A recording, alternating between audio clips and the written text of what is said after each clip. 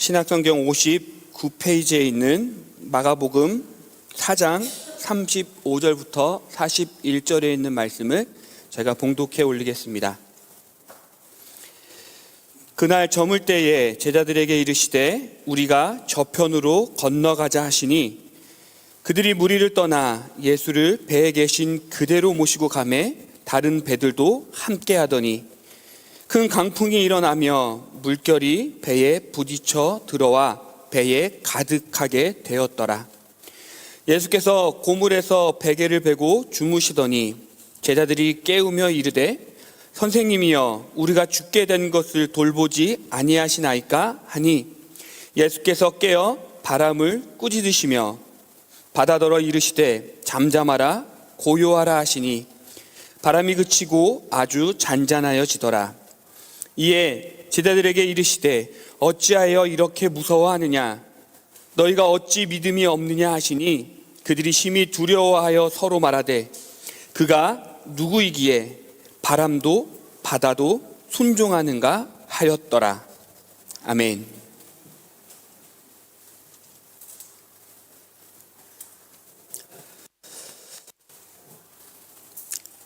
마가복음 4장에서 우리는 마가복음의 저자인 마가가 이전에는 없었던 두 가지의 새로움을 기록하고 있음을 발견할 수 있습니다. 먼저는 1절부터 32절에 나타난 여러 가지 비유를 통하여서 예수님의 말씀이 집중적으로 나오는 강화를 기록하고 있다는 점입니다. 그리고 다른 하나는 오늘 본문인 35절에서 41절 가운데서 이전과 다른 새로운 영역의 기적을 보여주고 있음을 기록하고 있습니다. 예수님의 강화는 대표적으로 세 가지가 있습니다. 하나는 마태복음에 기록되어져 있는 산상수훈입니다. 그리고 다른 하나는 공관복음, 마태, 마가, 누가 이 세 복음서에 모두 기록되어져 있는 감람산 강화이고요. 마지막은 요한복음에만 기록되어져 있는 다락방 강화입니다. 이를 좀 더 상세하게 말씀드리자면 산상수훈은 예수님의 가르침 중에 가장 근본적이고 실천적인 부분으로 하나님 나라 백성의 삶의 원리를 나타내는 말씀입니다. 이어서 감람산 강화는 종말 신앙의 핵심 교훈으로 신앙인의 삶과 행동을 점검하는 기준을 제시하는 말씀입니다.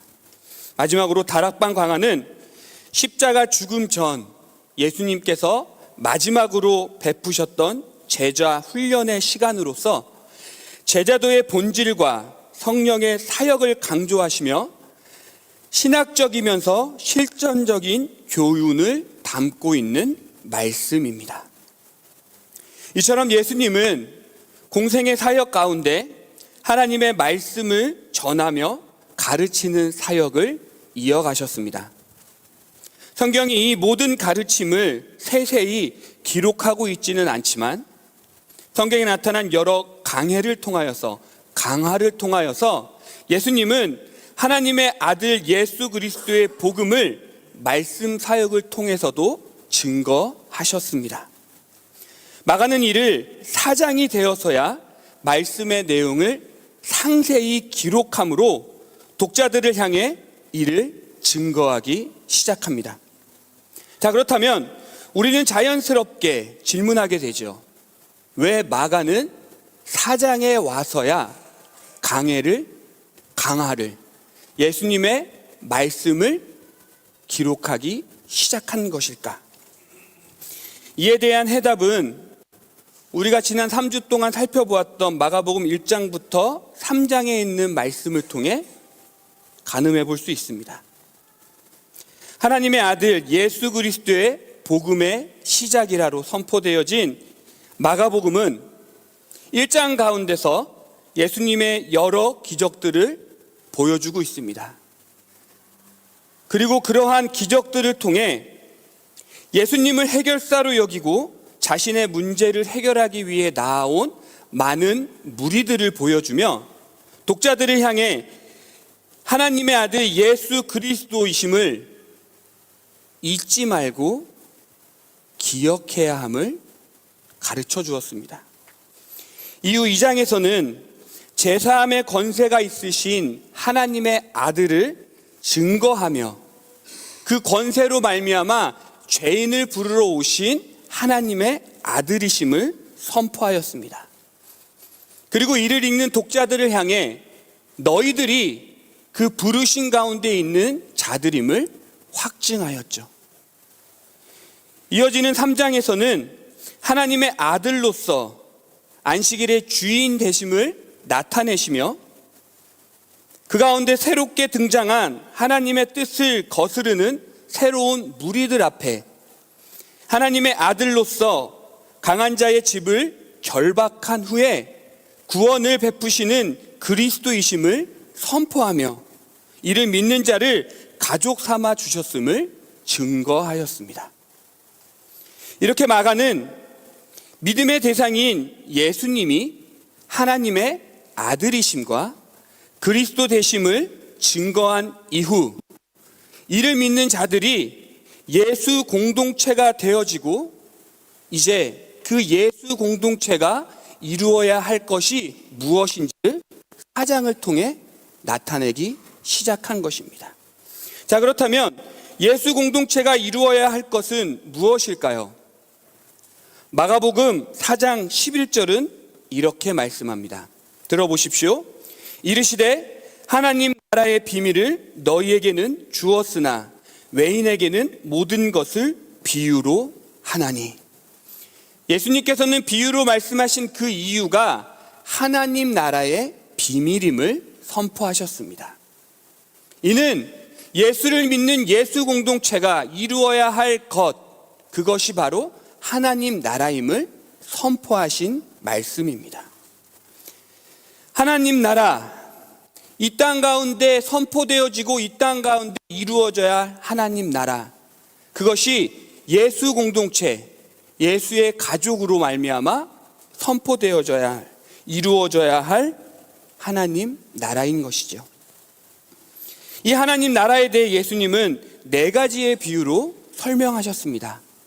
이를 또 간단하게 보면 예수님께서는 씨 뿌리는 자의 비유를 통하여서 하나님의 나라는 말씀을 듣고 받아들이는 마음에서 자라기 시작함을 선포하셨습니다.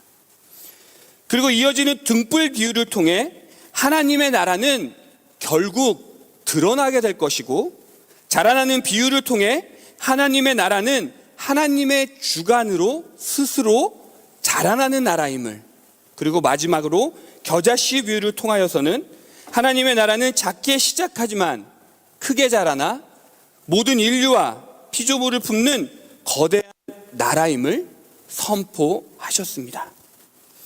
결국 주님께서 비유를 통해 나타내신 하나님의 나라는 마음에 뿌려진 말씀의 씨앗이 반드시 드러나 하나님이 자라게 하심으로 거대한 나라가 이루어지는 하나님의 나라임을 말씀하신 것입니다.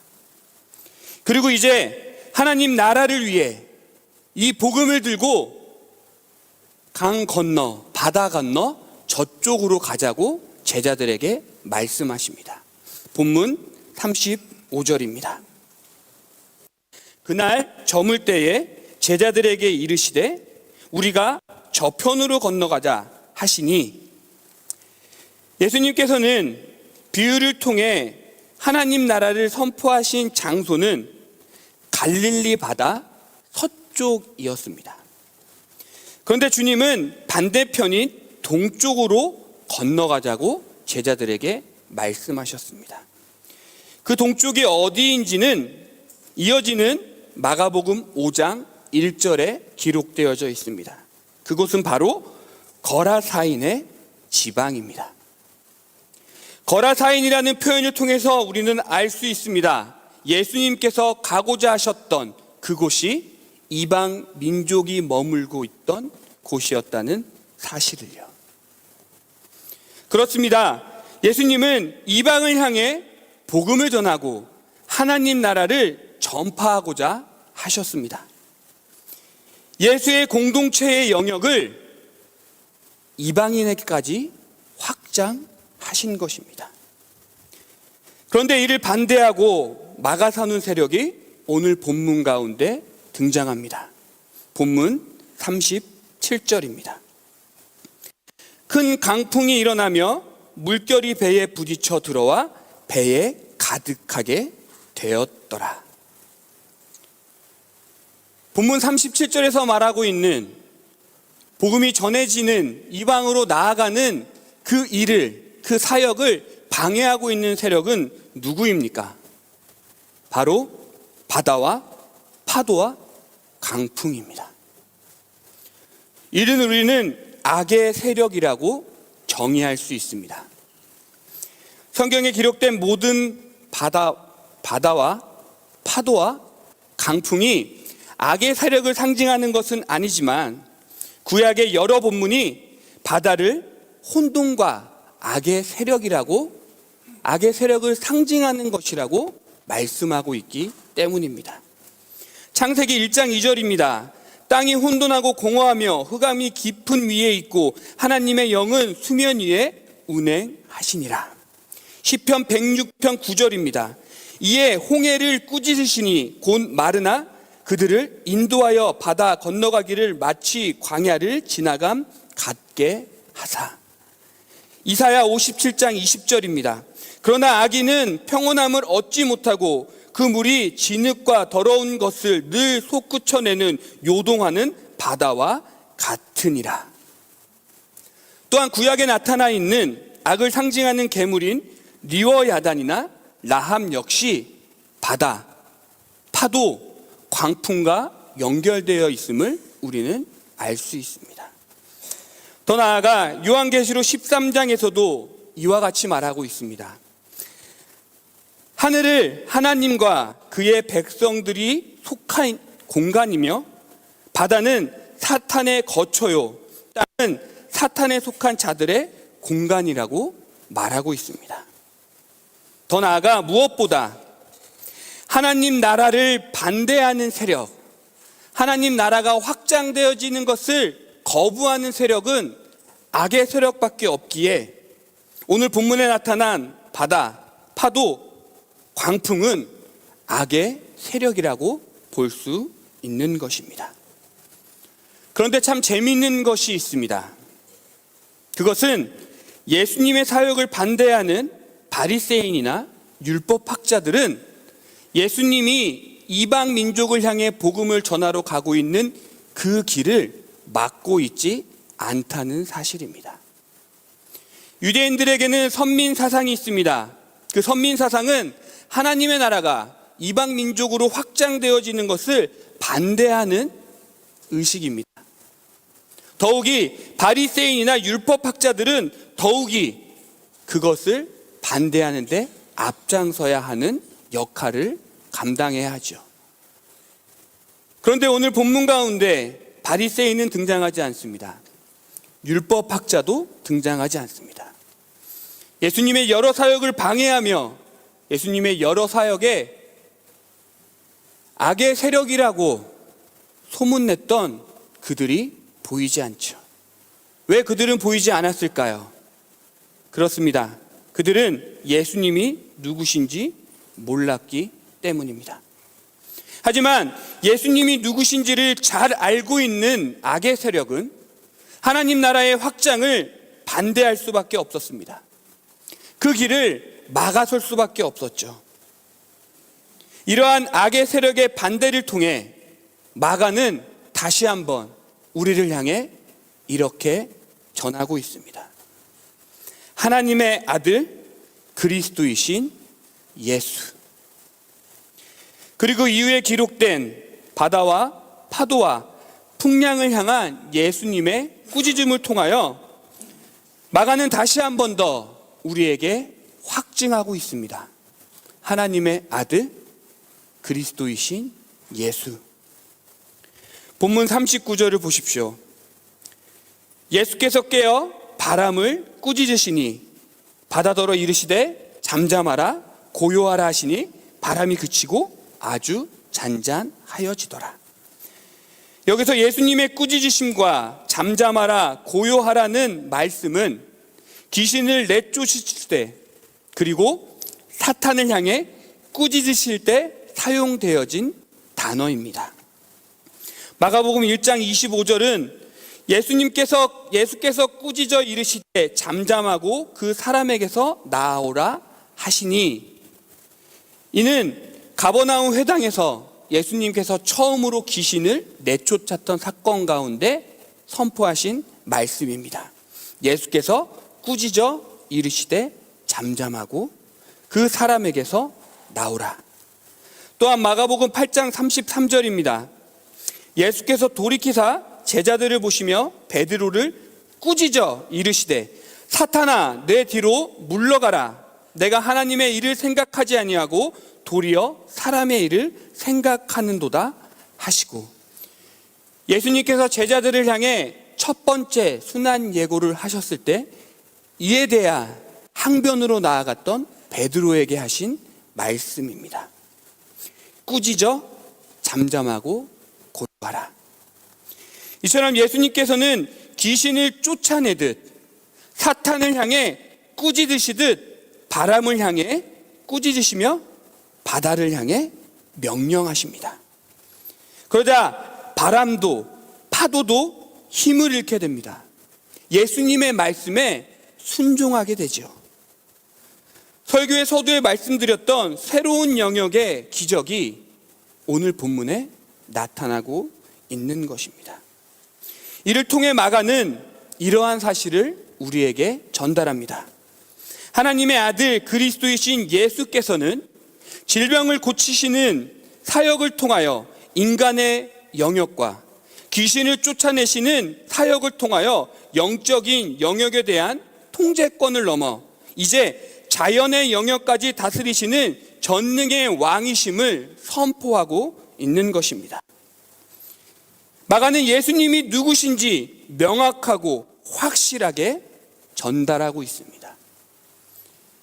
예수님이 누구신지 명확하고 확실하게 우리를 향해 선포하고 있죠. 그리고 이제 마가는 그러한 예수님을 믿는 믿음이 무엇인지에 대하여 설명하기 시작합니다. 이를 본문 40절에서 찾을 수 있습니다. 우리 본문 40절은 같이 읽도록 하겠습니다.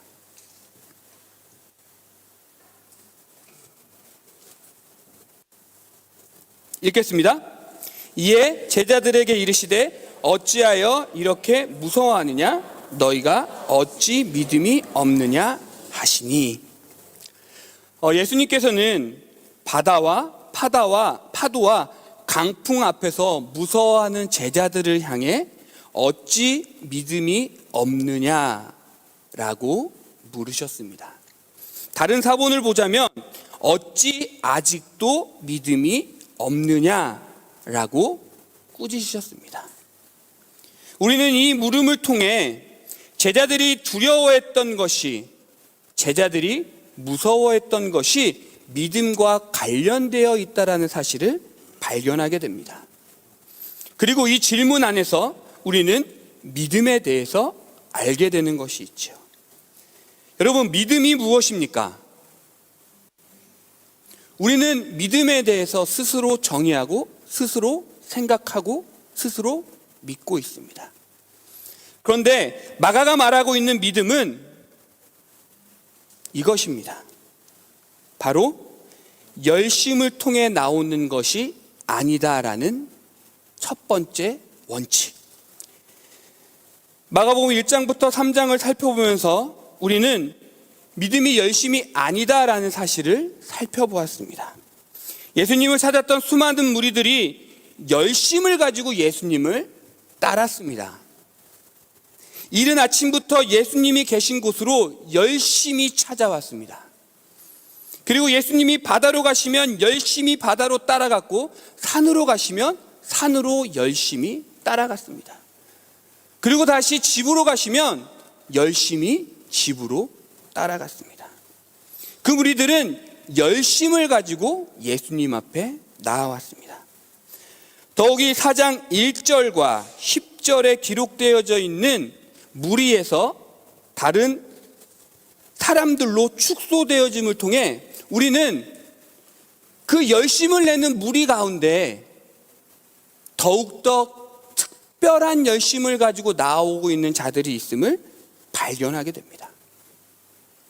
배에서 하나님의 말씀을 가르쳤던 무리들이 다 떠났습니다. 하지만 여전히 무리들이 다 떠났음에도 예수님을 따르고 있는 이들이 있음을 10절이 기록하고 있죠. 어쩌면 본문 36절에 기록되어져 있는 다른 배들 역시 열심을 넘어서 특심을 가지고 예수님을 쫓았던 자들일 수도 있습니다. 하지만 결론이 무엇입니까? 그들의 열심, 그들의 특심 앞에 예수님께서 하시는 질문은 무엇입니까? 어찌 믿음이 없느냐? 어찌 아직도 믿음이 없느냐는 예수님의 답답함이 깊이 배어있는 물음뿐입니다. 이는 믿음은 열심이나 특심으로 나타내는 것이 아니라는 사실을 가르쳐 줍니다. 기독교의 믿음은 열심과 특심을 포함하고는 있지만 이를 넘어서는 그 무언가가 있어야 함을 말씀해 주고 있는 것이죠. 그것이 무엇일까요? 본문 41절을 함께 읽도록 하겠습니다. 본문 41절입니다. 같이 읽습니다. 시작. 그들이 심히 두려워하여 서로 말하되 그가 누구이기에 바람과 바다도 순종하는가 하였더라. 마가가 말하고 있는 열심과 특심을 넘어선 믿음의 중요함은 바로 극심한 두려움입니다. 하나님 앞에서 오는 극심한 두려움, 하나님을 경험함에서 오는 극심한 두려움, 하나님을 향해 갖게 되는 두려움인 경외를 말씀하고 있는 것이지요. 제자들이 무서워서 잠들어 계신 예수님을 깨운 이유가 무엇일까요? 앞서 살펴봤던 37절은 큰 강풍이 일어나며 물결이 배에 부딪혀 들어와 배에 가득하게 되었다라고 말씀하고 있습니다. 바로 제자들이 무서워 예수님을 깨운 그 이유는 바다와 파도와 강풍 때문입니다. 더욱이 37절에 표현되어져 있는 부딪혀라는 단어는 미완료형이라고 합니다. 이는 파도와 강풍이 계속해서 배를 흔들고 바닷물이 계속해서 배 안으로 들어오고 있다라는 사실을 나타내고 있습니다. 바람이 불고 그것이 끝난 것이 아니라, 물이 들어오고 그것이 끝난 것이 아니라 계속해서 바람이 배를 건들고 파도가 배를 흔들고 바닷물이 배 안으로 들어오고 있는 상태이죠. 여러분, 예수님의 12제자 가운데 어부는 4명이었습니다. 그리고 갈릴리 출신이 6명이었습니다. 이를 통해 알 수 있는 것은 예수님의 제자 중 가운데 10명은 바다에서 일을 했고 바닷가에서 살았던 인물이라는 사실입니다. 이들이 평생 바다를 보면서 경험한 것, 알게 된 것은 무엇일까요? 이들이 큰 강풍을 보면서 바닷가에서 살면서 물고기를 잡으면서 그들이 얻게 된 경험, 알게 된 지식은 무엇일까요? 바로 바다의 무서움입니다. 어쩌면 그들의 이웃 가운데는 파도와 강풍으로 인하여 죽음을 맞이한 이웃들도 있었을 것입니다. 누구보다 잘 알고 파도와 강풍에 죽음을 맞이한 장면을 경험했던 사람들인 것이죠. 그렇게 그들은 당시의 상황이 얼마나 무서운 상황인지 잘 알고 있었던 인물들입니다. 이는 마치 폭삭 수갑수다에서 은명이가 언양어선을 타고 바다로 떠났을 당시에 배를 빠꾸시키면서까지 그 아들의 출항을 막았던 아버지 양관식과 바다에 나가면 죽는다고 외쳤던 어머니 오예순이 느꼈던 무서움과 두려움과 같은 것이었습니다. 못 보신 분들도 계시겠지만 관식이와 예순이가 은명이의 출항을 막아선 이유가 무엇인지 아십니까? 귀한 아들이 고생할까 봐? 아닙니다. 그들은 바다의 무서움을 알고 있기 때문입니다.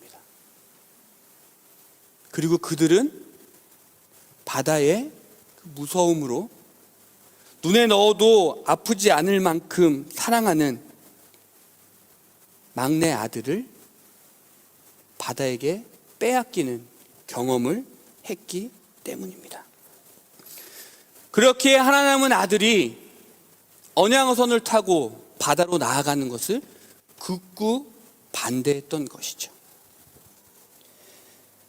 바다와 파도와 강풍을 알고 이를 경험한 자들은 당시 상황이 얼마나 두렵고 무서운 것인지를 알 수 있습니다. 거기서 오는 트라우마로 인해 제자들은 지금 두려웠던 것이죠. 하지만 여러분 생각해 보십시오. 지금 제자들이 알고 경험한 것이 바다와 파도와 강풍뿐일까요? 그들은 예수님의 제자가 되고 예수님을 따라다님으로 말미암아 예수님의 부르심 가운데서 예수님이 하나님의 아들이심을 알았습니다. 예수님이 그리스도이심을 경험했습니다. 어쩌면 그들이 갖고 있는 트라우마를 극복시켜줄 정도의 놀라운 일들을 마주하고 경험함을 통해 예수님이 하나님의 아들이신 것과 그리스도이심을 알고 경험했을 것입니다. 그리고 그 암과 경험은 제자들의 믿음이 되어야 했고 그 믿음은 경외함으로 나아가야 했던 것입니다. 그런데 어떻게 됐습니까? 어찌 믿음이 없느냐? 어찌 아직도 믿음이 없느냐는 예수님의 답답함이 깊이 배어있는 물음만이 남아 있습니다. 그리고 이 질문은 오늘을 살아가는 우리에게도 던져지는 질문입니다. 주님은 오늘 우리에게 묻고 계십니다. 어찌 믿음이 없느냐? 어찌 아직 믿음이 없느냐? 복음의 삶을 살아가는 우리의 인생에도 바다가 있습니다. 파도가 있고요. 광풍이 있습니다. 그것은 바로 우리의 눈앞에 펼쳐진 현실입니다. 우리를 향한 현실은 계속해서 우리에게 부딪힙니다. 이 부딪힘은 미완료형으로 앞으로도 쭉 우리를 흔들고 우리를 염려와 두려움으로 가득 채울 것입니다. 그 현실이 우리는 이미 알기에 경험했기에 두려움과 염려 가운데 나아갈 수밖에 없을 것입니다. 하지만 여기 극한 두려움이 있습니다. 그 두려움이 예수님이 누구신지를 분명하게 알게 하고 경험하게 하십니다. 그분은 살아계셔서 역사하시는 분이십니다. 그분은 전능하신 분이시고 그분은 형언할 수 없는 분이십니다. 우리 안에 그분이 계시면 우리는 그분으로 말미암아 선포할 수 있습니다. 잠잠하라, 고요하라. 이 외침이 현실을 향한 외침이기보단, 세상을 향한 외침이기보단, 악의 세력을 향한 외침이기보단 먼저 나 자신에게 선포하는 외침이 되어야 할 것입니다. 사랑하는 파리장로교회 성도 여러분, 예수님은 그저 좋은 선생님이 아닙니다. 우리의 문제를 해결해 주시는 해결사도 아닙니다. 그분은 우리의 인생의, 우리의 삶의 주인이 되시는 분입니다. 우리의 전부가 되시는 분이시지요. 우리는 그분을 믿음으로, 그분을 경외함으로 바다와 파도와 풍랑 앞에 잠잠하라, 고요하라 외칠 수 있는 것입니다. 이제 그분을 경외함으로 눈앞에 펼쳐진 바다와 파도와 강풍 앞에서 잠잠하라, 고요하라 외치며 염려가 아닌, 두려움이 아닌 믿음으로 담대히 항해하시는 저와 여러분이 되길 소망합니다. 기도하겠습니다. 사랑의 하나님, 그렇습니다. 여전히 우리의 눈앞에 펼쳐진 현실이 우리에게 계속 부딪히고 우리를 흔들고 우리 안에 염려와 가득 두려움으로 가득 채우는 이 현실이